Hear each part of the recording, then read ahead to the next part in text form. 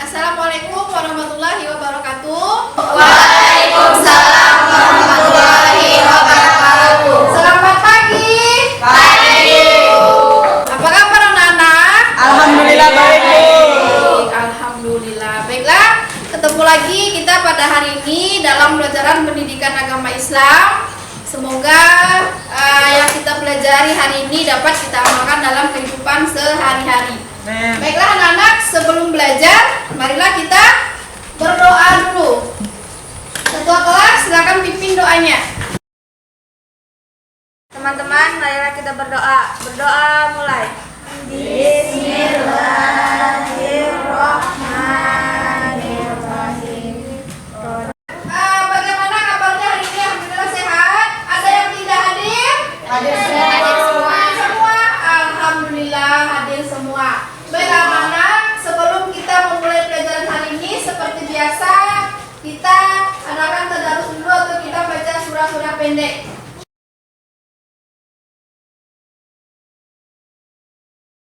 Sekarang kita awali dengan baca Al-Fatihah. Bismillahirrahmanirrahim. Alhamdulillahirabbil alamin. Ar-Rahmanir-Rahim. Hari ini kita akan membahas yaitu tentang dakwah Rasulullah SAW periode Madinah. Adapun kompetensi dasar yang harus kita pelajari hari ini adalah menghayati kebenaran dakwah Rasulullah SAW di Madinah. Dan yang kedua, memiliki sikap semangat ukhuwah dan kerukunan sebagai ibrah dari sejarah strategi dakwah Rasulullah SAW di Madinah. Adapun tujuan pembelajaran kita adalah meyakini kebenaran dakwah Rasulullah SAW di Madinah.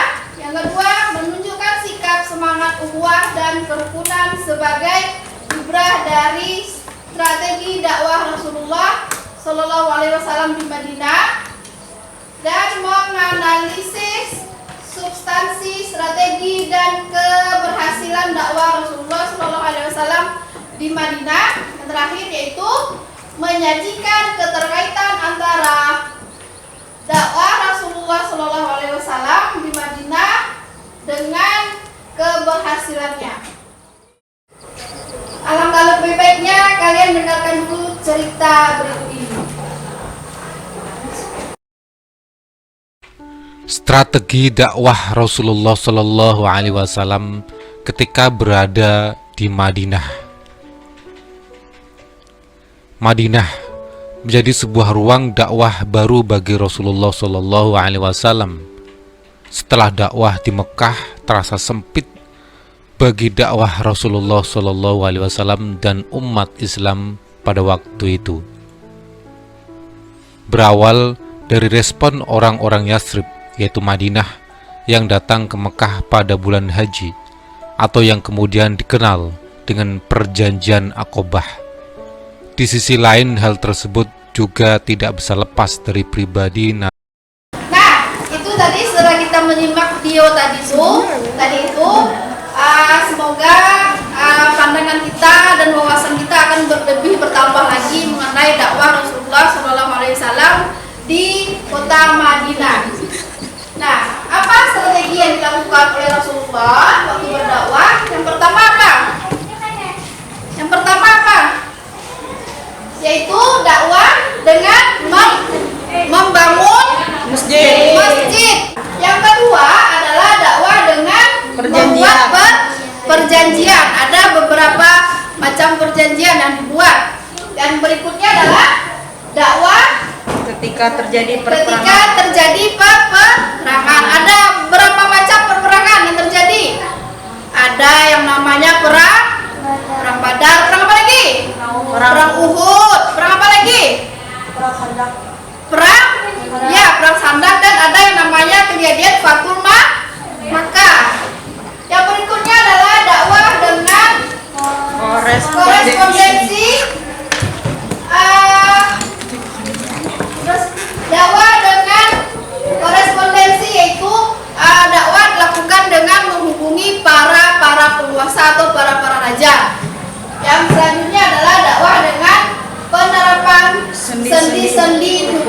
Islam. Seperti kita diajari tentang tauhid, tentang kita berbayar zakat, kita berpuasa. Nah, di situ kita diajari.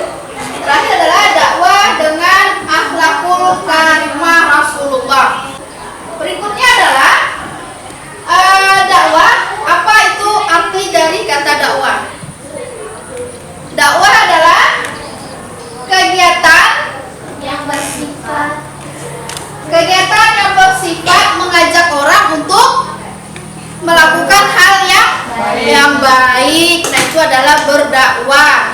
Nah, strategi dakwah Rasulullah Shallallahu Alaihi Wasallam yang pertama ada membangun masjid. Nah, itu adalah kenapa masjid dibangun? Yaitu untuk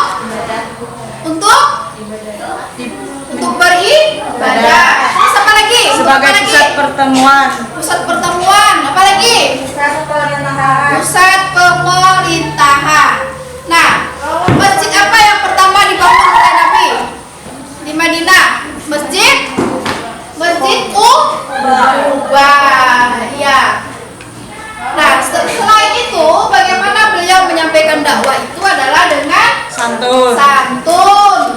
Tujuannya apa? Supaya menumbuhkan rasa persaudaraan, sesama rasa muslim. kekeluargaan. Yang berikutnya adalah mengedepankan suri teladan atau contoh yang baik. Nah, kita wajib mencontoh apa yang dilakukan oleh Rasulullah, baik dari perbuatan maupun dari perkataan. Dalam berdakwah, Rasulullah lebih mengedepankan contoh sehingga lebih mudah ditiru dan diikuti oleh umatnya. Strategi ini lebih mudah diterima dan diikuti oleh masyarakat. Sebagaimana firman Allah Subhanahu wa taala. Siapa yang bisa membacakan? Saya, Bu. A'udzu billahi minasy syaithanir rajim. Bismillahirrahmanirrahim. Laqad kana lakum fi Rasulillahi uswatun hasanah liman kana yarjullaha wal yawmal akhir wa kana Allahu katsiran. Shadaqallahul azim. Dengar apa yang dibacakan oleh temannya tadi? Nah, siapa yang bisa mengartikan surah tadi? Saya, Bu. Ya, silakan.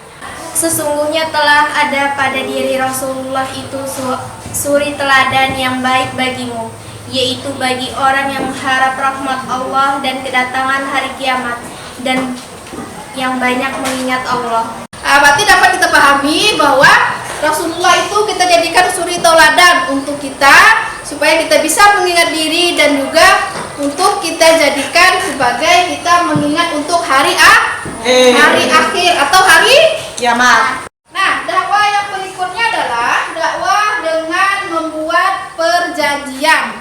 Tadi ada beberapa perjanjian, ada 3 perjanjian, yaitu pertama adalah perjanjian antara kaum muhajirin dan kaum ansar. Perjanjian antara kaum muhajirin dan kaum ansar itu terjadi pada tahun pertama Hijriah. Yang berikutnya adalah Piagam Madinah. Piagam Madinah. Yang ketiga ada yang namanya Perjanjian Hudaybiyah. Kapan terjadinya Perjanjian Hudaybiyah? 1 Zulqa'dah. Ya, tanggal 1 Zulqa'dah. Strategi dakwah berikutnya adalah dakwah dengan terjadi peperangan. Ada 9 peperangan yang terjadi pada masa dakwah Rasulullah SAW di kota Madinah. Yang pertama adalah perang Badar. Yang kedua ada namanya perang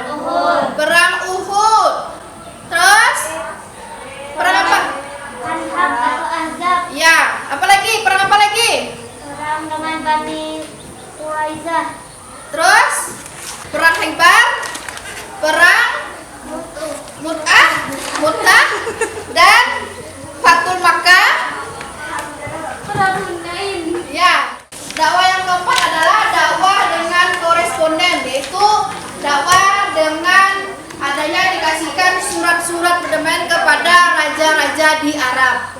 Yang berikutnya adalah dakwah dengan menerapkan sendi-sendi hukum Islam tadi.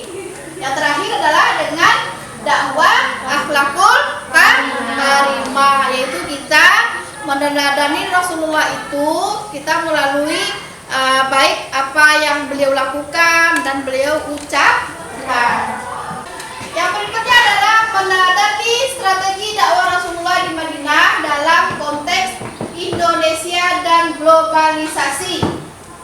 Sesuai ajaran Islam, umat Islam wajib memiliki semangat ukhuwah Islamiyah. Semangat ini didasarkan pada implementasi dari pemahaman terhadap salah satu strategi dakwah Rasulullah. Nah, jiwa semangat bersaudara itu dapat kita wujudkan seperti sekarang ini. Pertama adalah bagaimana kita mewujudkannya, yaitu Saling berkasihan. yang kedua, Saling menguatkan. ketiga, Saling menyelamatkan. terus Saling berlomba-lomba dalam ketakwaan. ya, dan saling menghibur.